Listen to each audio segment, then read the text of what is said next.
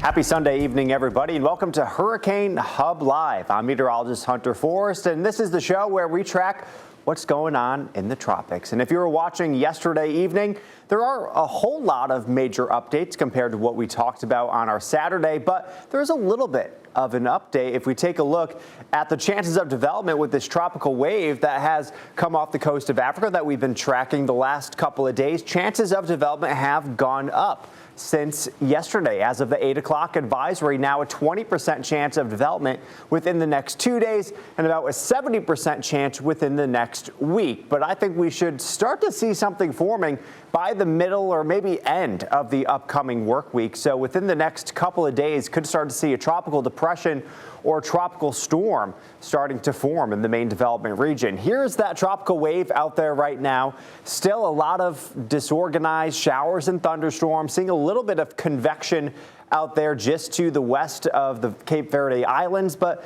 not a whole lot of organization going on here. There's still a lot of Saharan dust in this area where that tropical wave is. That's helping to hinder some of that development. It doesn't allow those thunderstorms to grow and get stronger and form that low pressure. But eventually, as it continues to push off towards the west, it'll encounter some more favorable conditions for development. You'll see less of that dry air, less of that Saharan dust, and then that's when we'll start to see some more action with this system. But as we take a look at the European model over the next couple of days, we get into Monday, we get into Tuesday, and then by Wednesday, we really start to see something forming here in the main development region as it continues westward. And then by the time we get into the end of the work week, could certainly be seeing, a strong tropical storm, maybe even a hurricane. But compared to yesterday, if you were watching, the European model had the development or storm a little bit further down to the south and a little bit more out towards the west, kind of just to the north of San Juan, Puerto Rico. But as of the latest update here, it has taking it a little bit slower, so it's now more off towards the east, just to the north and east of the Caribbean islands here. And then it continues to make it off towards the north and the west, growing a little bit stronger.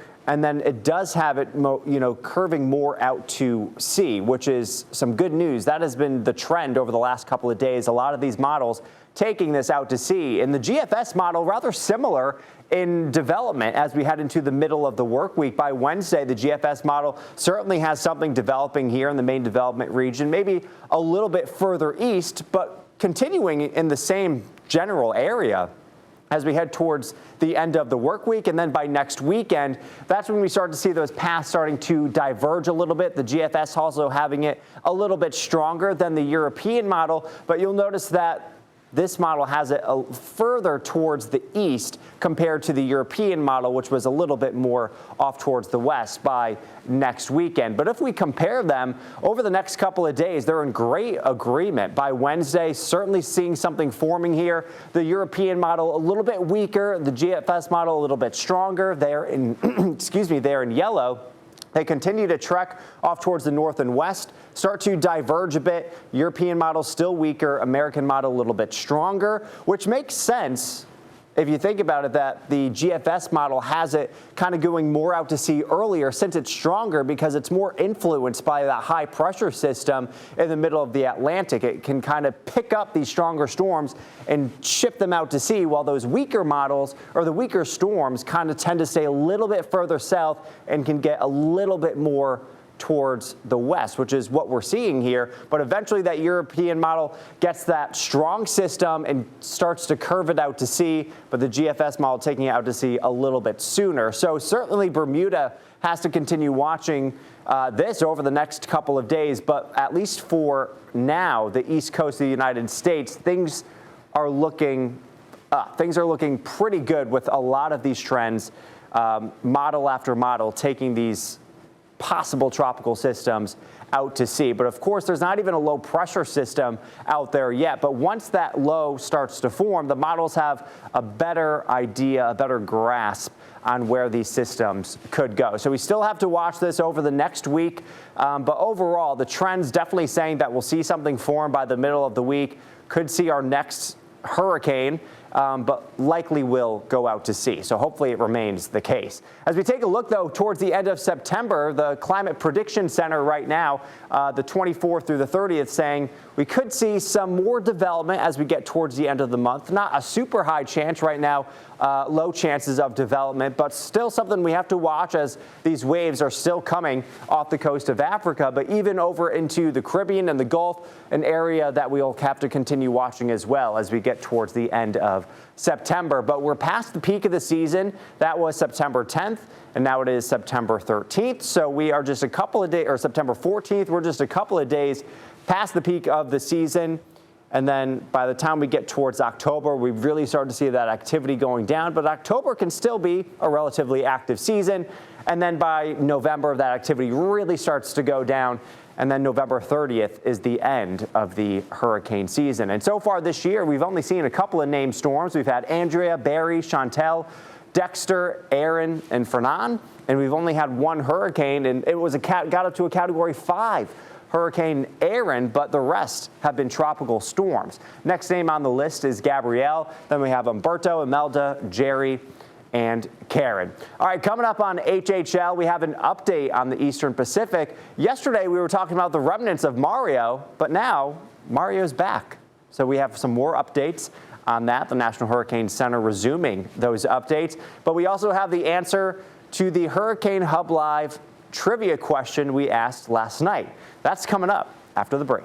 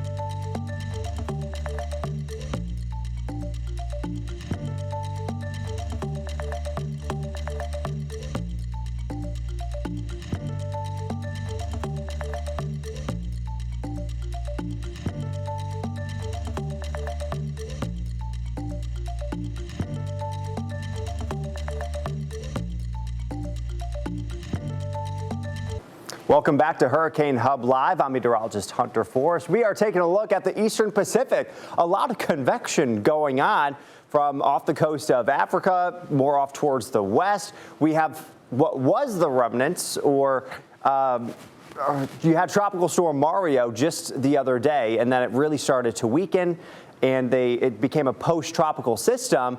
And just over the last 24 hours, it really got its acts back together, and now it is back to being a tropical storm, and we're seeing that here. It's going to continue to move off towards the north and west over the next couple of days or so before it encounters some cooler waters, but luckily it's going to stay off the coast of Baja, which is some good news. Right now it's a weaker tropical storm, winds at about 45 miles per hour, moving to the west-northwest rather slowly at 7 miles per hour, expected to strengthen a little bit as we head into the work week, winds up to about 60 miles per hour by Monday afternoon, and then it encounters some cooler waters, and then it weakens again and kind of gets disheveled, and then it's out of here. Not much to worry about. But the reason why it's going to start to weaken is because it's going to encounter some of that cooler water that I was just mentioning. And it's because you have a lot of this warmer water that travels off towards the west, eventually moves off towards the north, and then it kind of does a loop. And then you get a lot of that cooler water coming down from the north. It makes it all the way down to California, down through northern portions of the Baja Peninsula. So you have a lot of cooler waters here, and a lot of these storm systems move in this general direction, and they're in the 60, 70 degree temperature range, which just isn't sufficient enough really for tropical systems. So that's why it'll continue to weaken once it enters that area. As we take a look at areas to watch, we had this area here yesterday that only had about a 20% chance of development over the next week, but the National Hurricane Center saying not anymore. It's out of here. Nothing to worry about with that one. But then we have another area here. Here's Tropical Storm Mario. We have another tropical wave, an area of disorganized showers and thunderstorms off the coast of Mexico. Those chances of development have gone up a tad since yesterday. Within the next 2 days, a 10% chance of development. That's up from 0% yesterday. And within the next week, about a 40% chance of development. And that'll go in the same general direction that Mario went, off towards the north and west. So if something does develop, hopefully we'll continue to stay off the Mexican coastline. But there's been a lot of named storms here in the eastern Pacific over the last couple of weeks, couple of months. We've went from Alvin all the way to Mario, but they've had multiple hurricanes: Barbara, Eric, Flossie, Gil, Henriette, Kiko, and Lorena. So they've had way more systems than the Atlantic. Next name on the list would be Narda. Then they have Octave and Priscilla. But here it is. Here is the Hurricane Hub Live trivia question. This is what we asked last night, and I said, if you come back, we'll figure out the answer. What is the minimum ocean water temperature required for a hurricane to form? This one might be a little bit easier for some of you. 60 degrees, 70 degrees, 80 degrees, or is it 90 degrees? For me, I love ocean temperatures around 80 degrees, and so do hurricanes. That is the minimum ocean water temperature required for a hurricane to form, to continue to strengthen. The warmer the water, the faster and it will likely strengthen. So if you have water temperatures in the mid to upper 80s, those hurricanes can get much stronger and they could rapidly intensify. So that's why having, these tropical storms and hurricanes going over really, really warm waters, that's where you can see that rapid intensification. But for these storms to really get going, the water temperature has to be at least 80 degrees. All right, I appreciate you joining me tonight. Tim will be back again tomorrow for Hurricane Hub Live. I appreciate you joining me, and have a great rest of your evening.